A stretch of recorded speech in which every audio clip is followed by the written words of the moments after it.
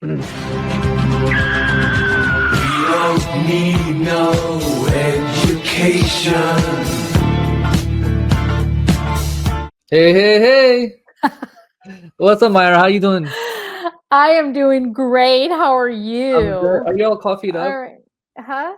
Are you all coffeed up? Did you drink a lot I of coffee this morning? I did, and I am drinking this French roast, which Uh-huh. is a little stronger, and my husband and I do a French press. Ooh. And so yeah, it's I'm definitely coffeed up for Yeah. sure. Yeah. I had 2 cups already too. It was just like, man. And we got up early this morning too. Yeah. So yeah, and I think it might have been a little too much caffeine. So I don't Yeah. know. I'm not sure we have to, tone it down tomorrow. Yeah. Yeah. I know. Uh, So, wow. another Yeah. another episode of I Complex Ed, as yeah. we're getting going here. And as this our podcast gets going, it's interesting because the timing couldn't be more perfect, or I don't know, imperfect in a Mm, way, because as you know, 2 days ago there was breaking news about right here. Uh, yeah. uh, A the lot of people talking about A it lot for of people sure. talking about it. Yeah, so Or it's folks, especially our people, right? our people. Yeah, a lot of people talking about it, and it's people. Just for our listeners, viewers. So the Supreme Court green lighted something that the current administration, the Trump administration, wanted to do as part of the Department of Government Efficiency. As you all know, there's been a lot of layoffs, cuts for federal jobs. So with the U.S. Department of Education, which is made up of about 4,000 uh, Mhm. jobs, about 1,400 were proposed to be eliminated. That was blocked by a federal injunction, and the Supreme Court took that injunction away, giving a green light to the administration to continue. And here are the jobs that are going to be impacted. So, the Office of Civil Rights, 240 staff are being cut. So that's about 7 of the 12 regions in the country. Or 7 are Mm, completely going to be shut down. mhm. Office of English Language Acquisition, so all of the students who don't speak English, so that office provides oversight to the states to make sure that's done. So that's fully gone, or going to be gone. Federal student aid. So in fairness, if I don't want people to panic, financial aid for college students is not going away. It's just the function of it is being moved to Treasury, and jobs are being eliminated. But the function still exists, and they're just being transferred to Treasury, because eventually, I think the administration's goal is to eliminate the overall Department of Education and move these functions gradually to different agencies. Um, General counsel specifically focus on special education, that kind of investigates and audits what's happening with special education in states that's being impacted as well. So, Dr. Sawyers, any initial thoughts? I mean, certainly there's a visceral reaction, right? I mean, there's some concerns. There's some real concerns here because, the Department of Ed, we know that for the most part, states do, guide the specifics, right? Curriculum and, just basic daily functions are, done at the state level. But the Department of Ed, the U.S. Department of Ed, is sort of the you know what is the purpose of public education at the macro level? It's sort of the vision, right? It's the one thing that kind of brings us together. Okay, why do we have a public education system, and why is it so important? And it reminds me of the Supreme Court, what they wrote during Brown versus education. And I thought it was very telling how quickly things have changed, right? So I'm going to read a quote really quickly here. They wrote um, in their decision that the very foundation of good citizenship is um, it is the principle that education is the principal instrument in awakening the child of cultural values and preparing him for later professional training and in helping him to adjust normally to his environment. So, that idea of good citizenship, right? And our role as good citizens in our democracy, I think is really important to think about. And, how does this change moving forward? And how are we going to see, education as this foundation to really serving, um, our democracy, and how are we as individuals going to embrace, being a citizen of America. So we'll see, because I think that should not go away. I think we should be, still talking about what our forefathers, wanted. Thomas Jefferson, proud alumni of the University of Virginia. And I just noticed I'm wearing my orange, not intentionally. Mhm. But I think it's important to really go back to the foundation and understanding how and why this is so important. So that was my first reaction is, gosh, how much has changed?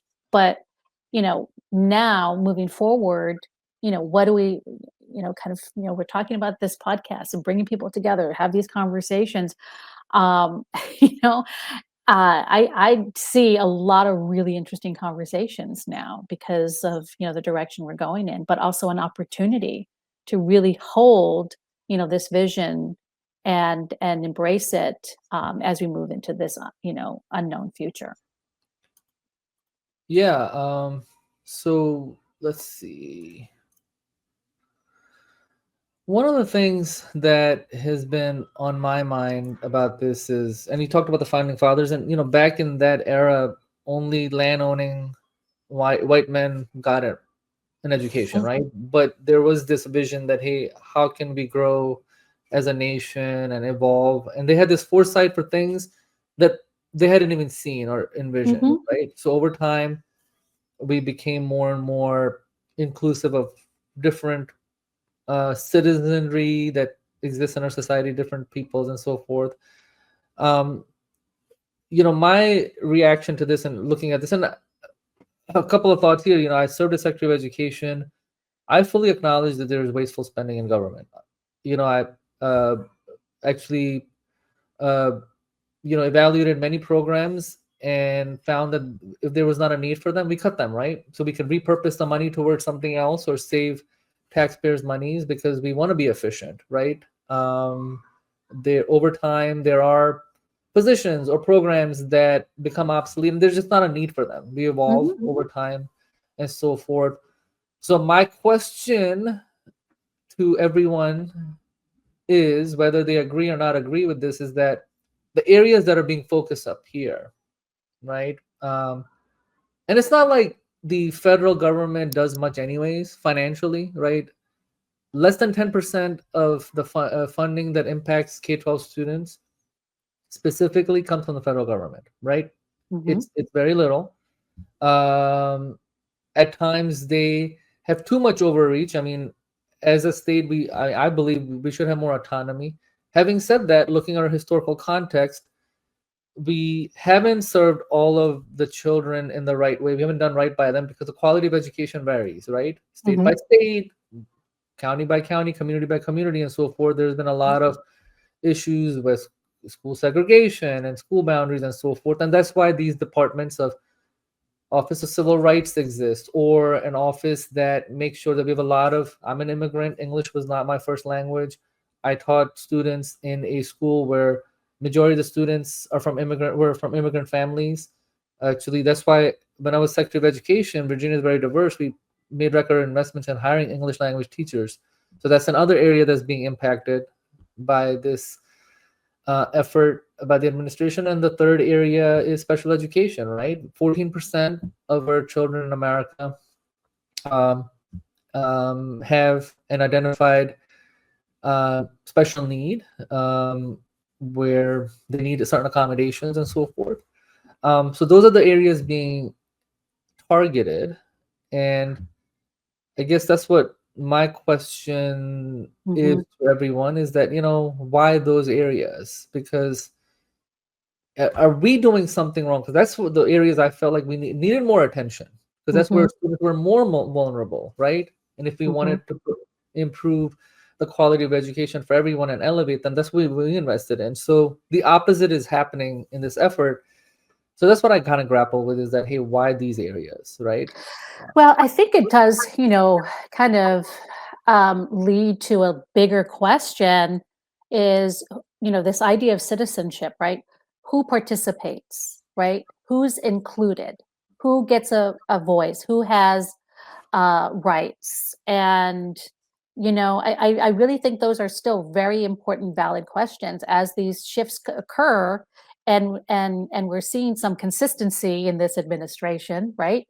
Where he's pushing and who he is allowing to, who he's including and who he's excluding, and it requires, I think, thoughtful examination, because that is not who we are, and certainly not who we say we are, right? And so we have a long tradition of inclusivity, and are we going away from that?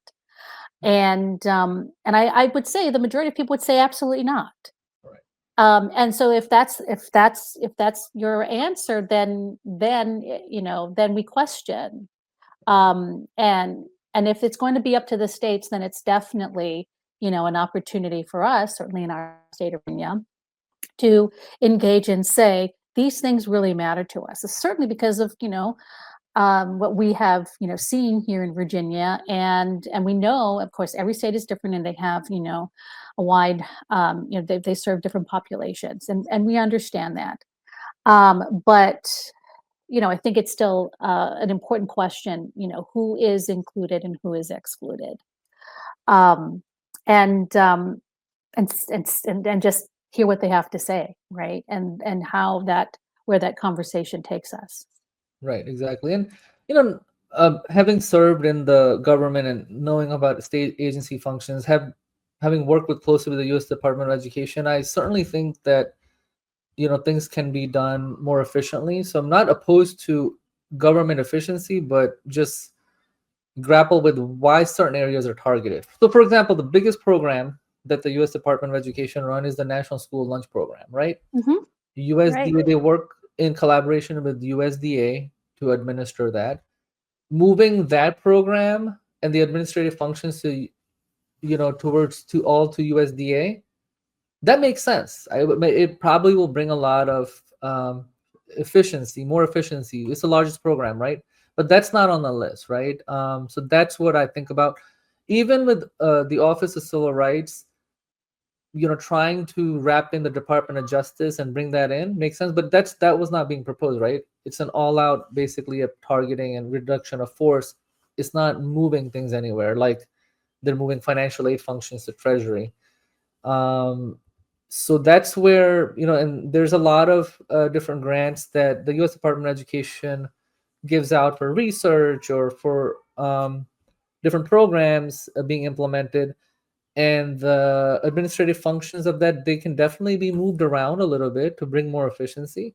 So I'm not opposed to eliminating certain overhead to bring more efficiency, so it saves taxpayers dollars, as long as the integrity of the program and the functions that it provides is followed with fidelity. That's not an issue.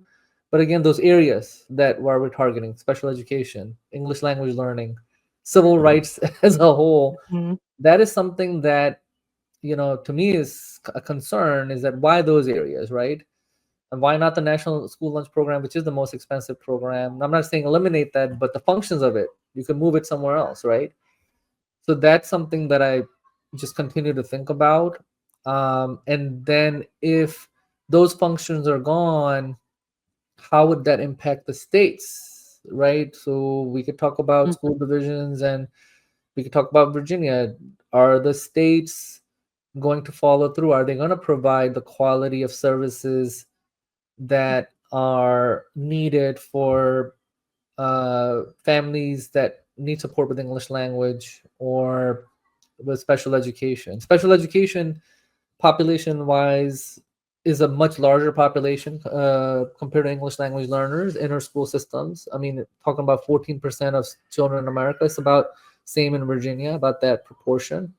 And I've heard from a lot of parents who have students with special needs from all different political backgrounds, by the way, right? Because if you look at the history of advocacy for special education, it's been very bipartisan, right? It doesn't really see party lines. It's, it's about children. There's a lot of concerns that parents have. So that's something that seems really problematic to me. And leaves a lot of questions unanswered, is that what's going to happen, right? Who are we truly serving? Mhm. So that's what just, continue to, we have to see how things evolve and go further with this. I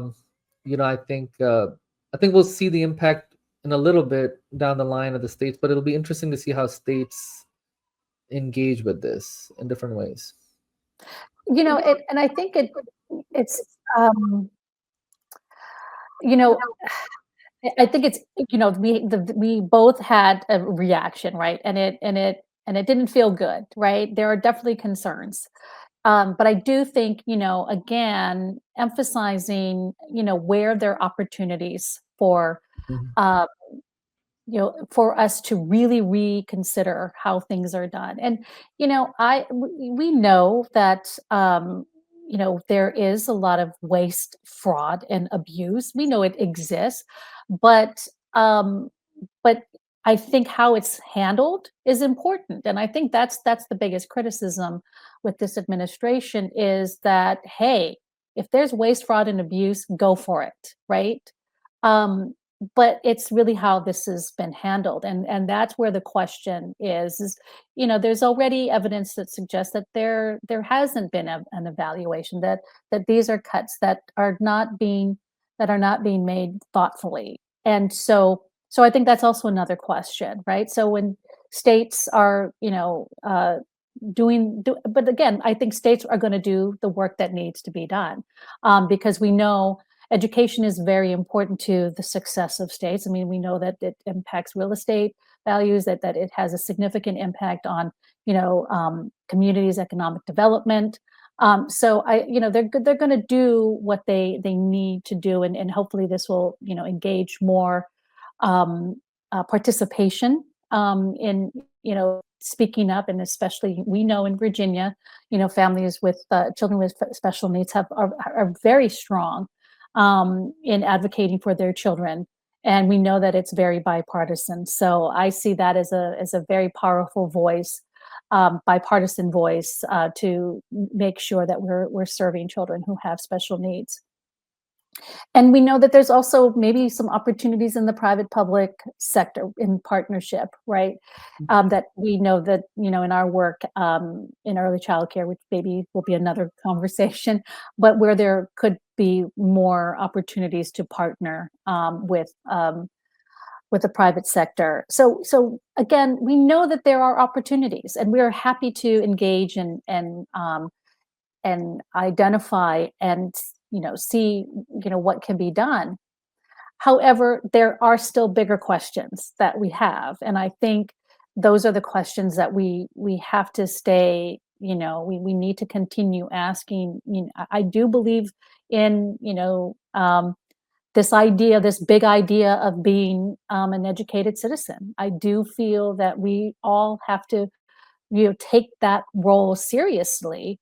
Not just vote every election, but how we participate in our world, in our communities, um, in our country, but also in, seeing ourselves as also global citizens, not just, American citizens. Um, and Because I feel like sometimes that gets lost. What's the whole point? Why are we doing this? Why is this, some grand experiment, right? Right. And and I think that is a huge part of this, is we are, educating individuals for a reason, that there is a Yeah. greater purpose, this idea of democracy, this idea of, having a voice, advocating for things that are important.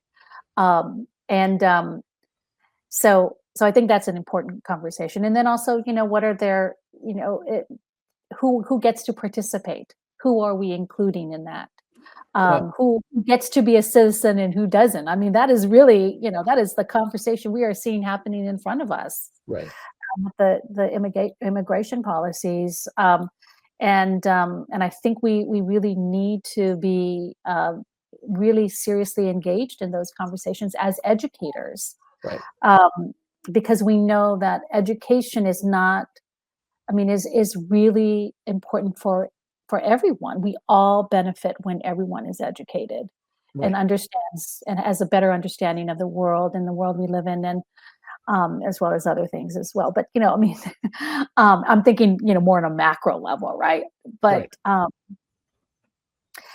Right. these are very interesting times, Latif. Very, very interesting Mhm. times. And you know what? You served, during some very interesting time during, Yeah. the uh, President Trump's previous administration, and Right. now he's here again, and he continues to make things, you know, interesting. Yeah. So I think, in fairness to our nation, which is much more inclusive of uh, students from all different backgrounds compared to other nations, and when I was a Secretary of Education, I had an opportunity to kind of uh, meet with thought leaders and practitioners globally as well in different countries, whether they're emerging economies or whether they are, uh, you know, pretty established education systems, just kind of analyzing them. And two areas that we do really well are special education and providing services and quality education for students where the predominant language is not the nation's language, right? English is not an official language, and I know President Trump has talked about making it an official language. In many other countries, there is an official language, right? And they don't necessarily have the services for families coming there um, to provide those services, even if they're well-developed countries or have well-developed systems. Special education, I can tell you, is an area of concern across the globe where those services are not as well done as they are in the United States, right? So, Yeah. and this is these two things are a core element that we talk about when it comes to public versus private schools, or when we talk about charter schools, right? What is the one thing that a lot of practitioners uh, have critique of charter schools, right? Is that oftentimes they might not be inclusive of all of the different students, right? That they might be seeing in public settings versus public charter settings and so forth, right? So that's something that we grapple with, these specific demographics of students. So that's something that is always kind of stood out in my mind, is that how do we continue to tackle that? And that's what we keep going back to. It seems like that these are the civil rights issues of our contemporary times that we're continuing to grapple with, because it is much easier to get test scores up, right? If Mhm. you have a cookie cutter testing system, right? If you're not taking different types of assessments and you're only focusing on one narrow type of testing, and you don't have to think about students who might be struggling with their reading or writing skills because English is not their first language, or you might not have to think about students who think and learn differently, right? Because they have different needs. So if you exclude certain students, then yes, you can get your test scores up. And it happens in, I mean, I'll be honest with you, what broke my heart was that oftentimes uh, working with practitioners, I taught mathematics, and there were some teachers who did not, they just wanted to teach students who kind of extended learning in mathematics and not really be inclusive of special education students or English language learners. Vast majority of educators don't think like that. They're really like, but at times, because there was so much pressure on teachers about test scores and so forth, that some kind of said, okay, it's just easier. Mhm. And taking that micro level example to a systems level example at the macro level, that's what I kept in mind as Secretary of Education, is that, hey, how can we actually flip the system upside down and really focus on the students who are most vulnerable in these situations because historically we have left them out of the conversations when it comes to making Mhm. policies, and we're kind of seeing that again. I think we're not even seeing that again, going back to that. We're seeing a full out, you know, strategic assault of sorts, right? Saying, hey, let's go back to this traditional settings. So I think it's going to be interesting to see how we continue to tackle that. I do remain hopeful, like you, that states will continue to, because they have to, for a variety of reasons, whether they care about the children and their communities, but also for business reasons and so forth. Mhm. They want to be as inclusive as possible, but it's going to be interesting to see. But you know, I think we also have to be kind of intentionally, people like us in these positions who are well aware of policy making and so forth, to continue to lean in and ask those hard questions of, hey, are we, um, you know, what is happening, so we don't go backwards in this. I often, and I know we've talked about this, you know, uh, how are we defining um, us as Americans, and how Mhm. is our education system a reflection of that, right? Right. And I always go back to A Nation at Risk. Remember that report that was released, and we're still dealing with what the nation at risk revealed about our education system, and how we have why there's so much focus on student performance and test scores, right? Is because the nation at risk basically found that the United States was falling behind, right? um, Other countries like Japan and China, right? And that we needed to be competing with these other countries. And and we've studied this in grad school, and we've had many conversations with colleagues and whatnot. But you know, I always felt that the nation at risk was a missed opportunity for us to really state who we are as Americans and what we value. And instead of competing with the rest of the world, leading the world with our innovation and our inventive thinking and creative thinking, because as Americans, we are um, that's who we are, right? We have been the first to create and do a lot, uh, you know, and and our schools should reflect that, right? Should be a reflection of that. And I always wondered, if we were to redefine what we value and who we are, and have our schools reflect that, would that change, how we construct our schools, and what do we focus on? If it's more about being, inventive and um, uh, innovative thinkers, then our schools could reflect that more, and not so much about about specific test scores and reading and writing and math. And I'm just because when we think about the workforce, the future, of the United States and the world and the direction we're moving in.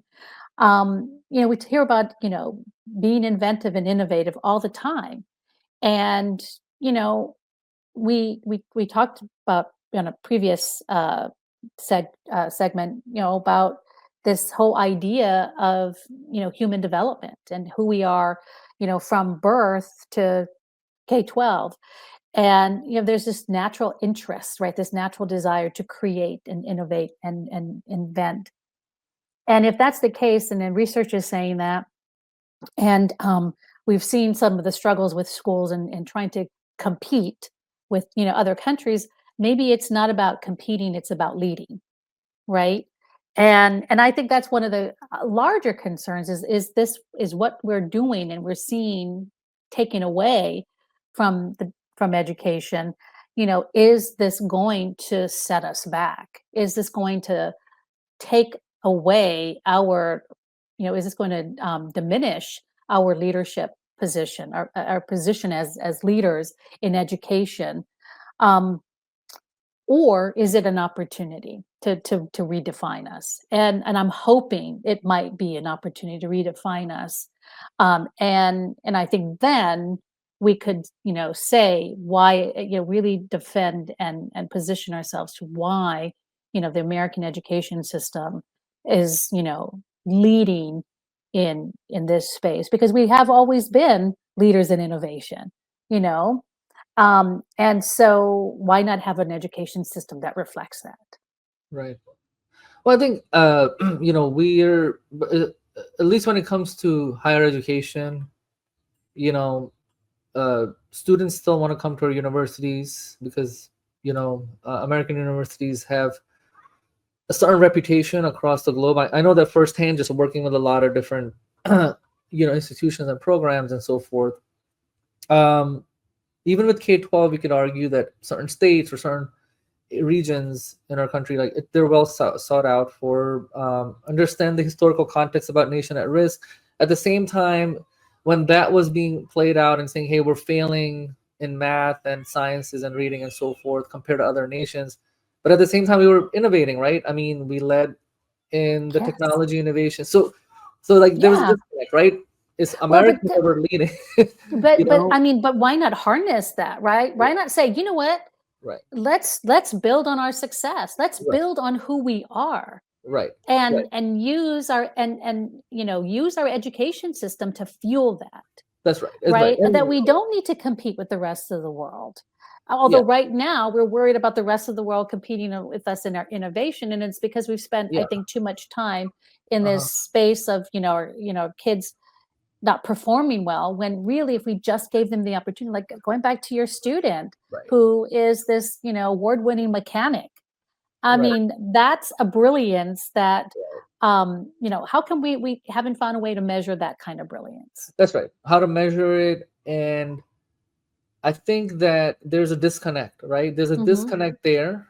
And when you take massive nations and things, it's like apples to oranges comparison, because the questions, again, it comes back to me is that what are the methods being used? Even if you're using like the same type of test, SAT or whatever international measures we might be using, are the demographics the same? Are the other nations assessing students with special needs or so forth, right? There's a variety of factors that go into that. So what are the methods being used? So I think that it's not as simple. Again, it's complex. This is very Hmm. complex, right? Assessments are very complex. There's a lot of nuance there. I think they're not as simple, right, as solving one math problem, 2 + 2, what does that equal? It's not as simple as that, right? Hmm. So I think that's where the layperson doesn't understand. I mean, again, don't mean any disrespect, but if you don't understand how these are being done, but I think we don't ask those questions. And then that leads me into, what about critical thinking skills, right? Hmm. How to really, contemplate what's happening in my society and develop a human's mind, and then, hey, asking those questions, tough questions, that, hey, are we doing things right by our people in our society? Critical thinking skills. If you go back to this traditional model of just reading, writing, and arithmetic, okay, fine, what does that mean? To me, people are saying, hey, just like have kind of a very robotic structure, like a factory line structure, that, hey, you just kind of, just know certain skills. But is that coupled with thinking critically, that, hey, why am I learning those skills? How can I take those Hmm. skills to provide improvements to society? And that's what innovation really is, right? Taking those skills, connecting them to thinking critically, thinking creatively, that equals innovation. um, and I feel like, uh, there are pockets of innovation, and we do clearly have done that well. We've done something right, if we're been leading in innovation generation after generation, right? It wasn't just the going to the moon, right? That was just one example of it. There's so many innovations to do, whether it's the industrial age, or whether it's the internet age. We have led the way, right, in Hmm. many ways. Whether it's the arts and music, the best musicians and artists are Americans, right? So we've led in sports, so many ways and so forth. And I think that we celebrate that, but at the same time, I think that this beating up on our systems that, hey, we're failing, I wonder, is that, are we doing those measurements right, the comparisons in a right way? um and don't get me wrong, I do feel that we need a lot of improvements. I do feel that in certain I think that every family, every parent or grandparent values their children and want them to do well in education, but there are cultural uh, impacts, right? People have, and I've seen that many examples of it is that, certain cultures might put more emphasis on certain type of education compared to others. Not saying that, hey, one culture values education over others, but it's a different perspective to it, right? We see that, and that's where we have those. But again, we have this very simplified debates that, hey, Asian Americans, for example, do better at math and sciences because they're valuing it more and so forth. I think it's a very simplified thing, is, but things are more complex, right? Mhm. Than that. There's a lot more there to unpack. Do certain societies or different racial ethnic groups value education more? I think people come to very simple conclusions without thoroughly analyzing them, and that's what bothers me. And I think that leads to bad policy making. I think it leads to super bad policy making. And I think we need to take a step back and ask those critical questions. How are we measuring students? What is actually happening? Like, really look at things in a more meaningful way, because they are complex. Well, and I think it still goes back to that question. I mean, I think, there's the issues are complex, but there's still some basic questions that if we just, spent a little bit more time thinking about and answering them, we may, find that, hey, there we the, we the solutions may be right in front of us, right? And I do think there's still a question about access. We talked about, you know um, we know, research is very clear that young children, are naturally curious and want to explore the world. They want it. We're born with a natural instinct and desire to learn, right?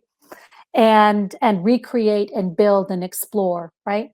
And so if we know that's true, then STEM education is a huge focus, right, in a lot of schools. It's not a trend in education, it is definitely a direction, because we're looking at our future workforce and what's coming, right? We may not know exactly what jobs are going to be available, but we definitely need more minds that are able to problem solve and think creatively and think innovatively. So we're saying all of this, right? And we're looking at STEM education as a way to build the future workforce.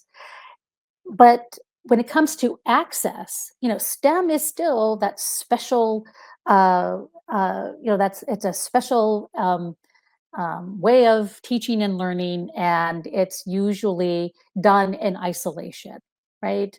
And I affectionately refer to STEM being the bling of a program, right? It's usually you go into a STEM school and you see a lot of flat screens, laptops, people working more in like high technology, but not so it's it's seen as special.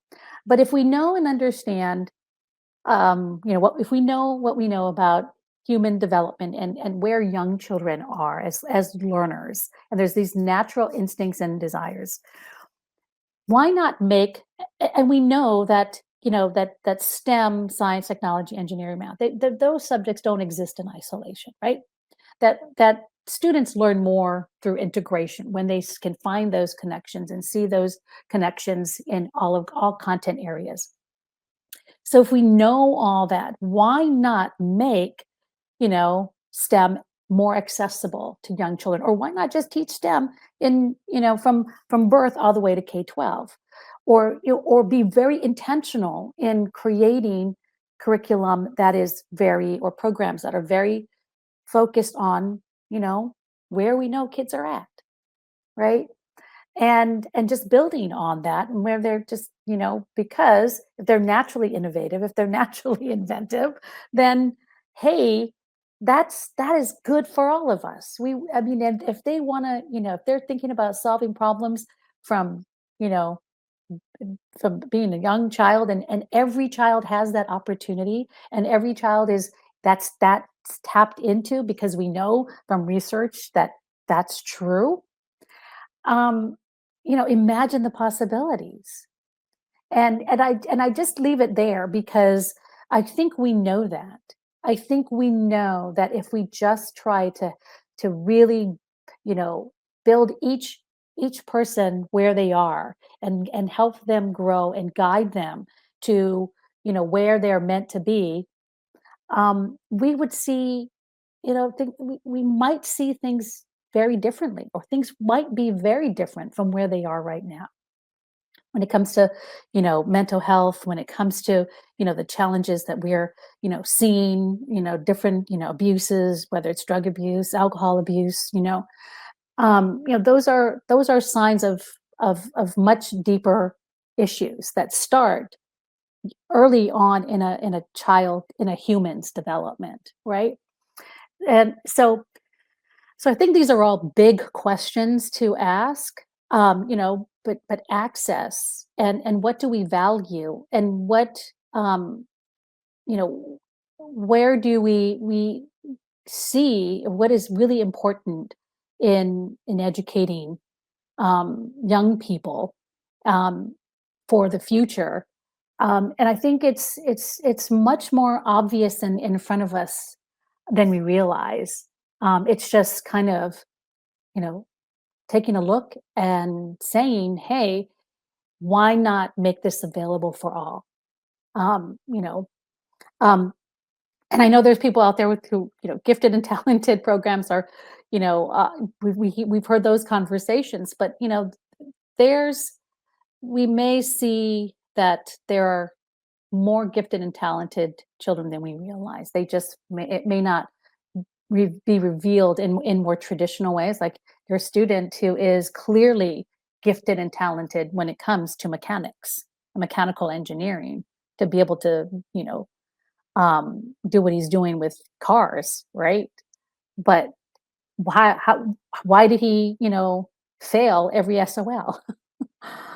you know and was Well, I I mean think, and yeah, I think that there's this super obsession with winning at all costs type of mentality that we have in our society, and I don't think it's just an American thing, but I think that's impacting some of this stuff with creating a report card of sorts, because we're saying, hey, our students, we're top in everything else. We want to be top in math, science, reading, whatever, compared to other nations. Super obsession, right? And it comes across all sectors. So, I coached a lot of sports, football and track and so forth, and I sometimes found it very annoying that teams were super stacked, right? Where some Mm. coaches, they were super stacked like a team, even like some of the amazing players who sat on a bench who would start on other teams. So, you would have that one team in, say, in youth football that would just crush everyone else, right? Because it was super stacked. And that obsession with competitiveness and winning and so forth, we see that, right? We see that in like Olympics, for example. Like, who is the greatest Olympian of all time? Is it somebody who's won the most gold medals, or is it a type of event, right? So if you look at my all-time favorite, Michael Phelps, being a Baltimorean, growing up there, and just he is swimming has more meets so you can win more medals, versus an Usain Bolt. Track and field does not have as much running events, so you can win an X number of medals. Like, who's better, right? So I think these conversations happen. I see that playing out in sports or movies or whatever, this super obsession with winning, winning, winning, winning, winning. And I think it can be toxic at times. And I think that, saturates into education. I see that this hyper competitiveness, and so forth. And it's getting away. That's why it's easy to do one cookie cutter standardized test approach, right? Saying, hey, show what you know. But we know, like you're talking about STEM education, talking about taking a holistic approach, that in real life, work really in teams, right? You work on projects. So project-based learning, right? We as practitioners have advocated for, hey, let's have a project-based learning approach. But with the project-based learning approach, what can't be done easily oftentimes is that how's that one individual doing, right? Oftentimes you might have students who carry more weight compared to the others in certain areas, right? That happens in real life, right? But you can assess maybe a team, but you might not be able to assess that individual. So I think again that super obsession with just winning and competing and achieving, nothing look, don't get me wrong, I love winning and achieving and competing and so forth, but I think that just what is on my mind is that how do we allow that to impact our children in an adverse way, right? Whether it's sports or whether it's education and so forth, that it can really hurt their growth and development, right?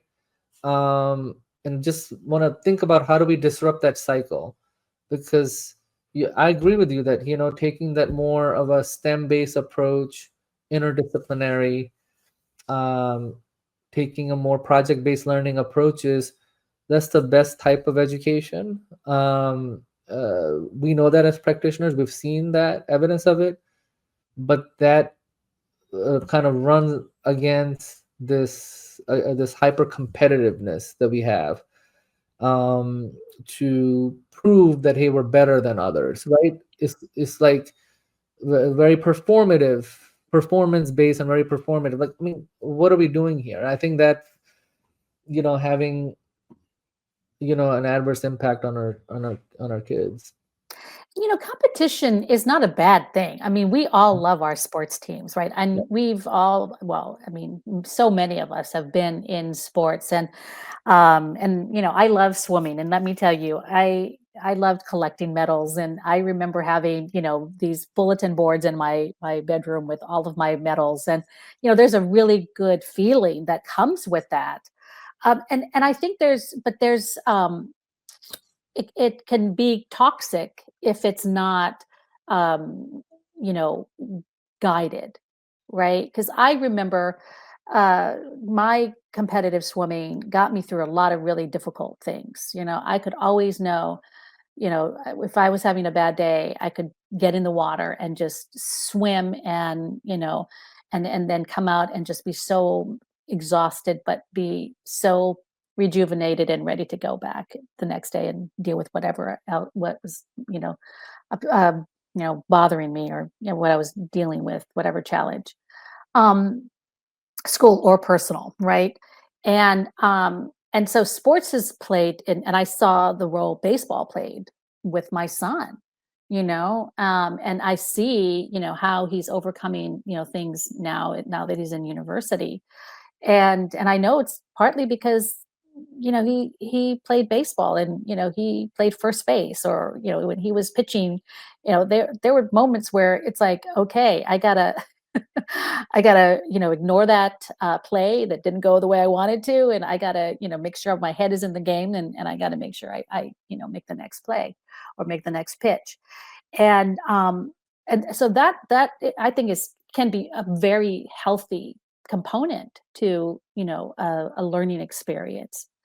But what we've seen, unfortunately, is when it becomes toxic, how it can be really it's not what we want, and we've seen what happens to young people. And so I think it's just knowing what is the desired outcome, what if that, how do you make competition a good thing, but be very careful and ready to manage it when it becomes toxic. Um and so I think we see, but when it comes to learning, to certain things that we've put into schools, are they really necessary? And I'm not going to say, I say yes or no. I've seen the benefits of grades, and I've seen how it's harmful. I've seen the benefits of recognitions and awards, but I also see how it is harmful. And so moving forward, again, having these conversations, I think are really, important as we, reimagine and think about what's possible for the future.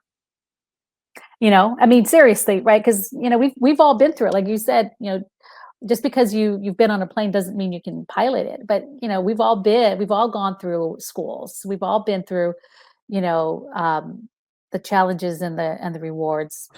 And I think kind of we talk a lot about parents, right? Families and how they feel about schools. I think you have parents on both sides, Yeah. right? You have, and so that's why, whenever I hear we need to, do more for parents and we need to, support parents more, I always wonder which parents are we talking about, Right. and how can we really get an honest conversation with parents and talk about school, because that's something we're hearing much more.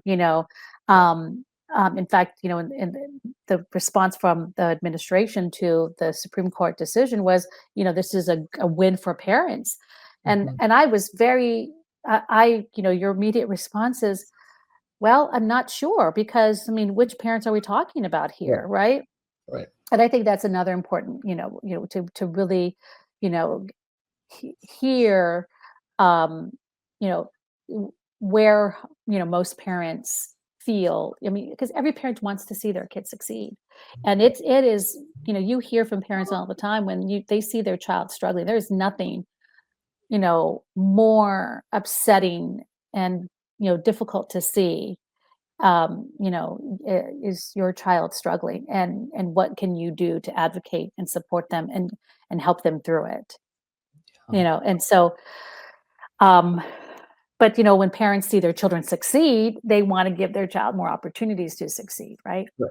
Right. So I bet it's Yeah. gonna those are just more things to talk about that I know we're Yeah. looking forward to having Yeah, and those that's where I think conversations. as a spin-off to this episode, we could go in different directions, but maybe we can do an episode where we bring in parents from different perspectives on who like the direction that this administration is Mhm. going versus who have concerns, right?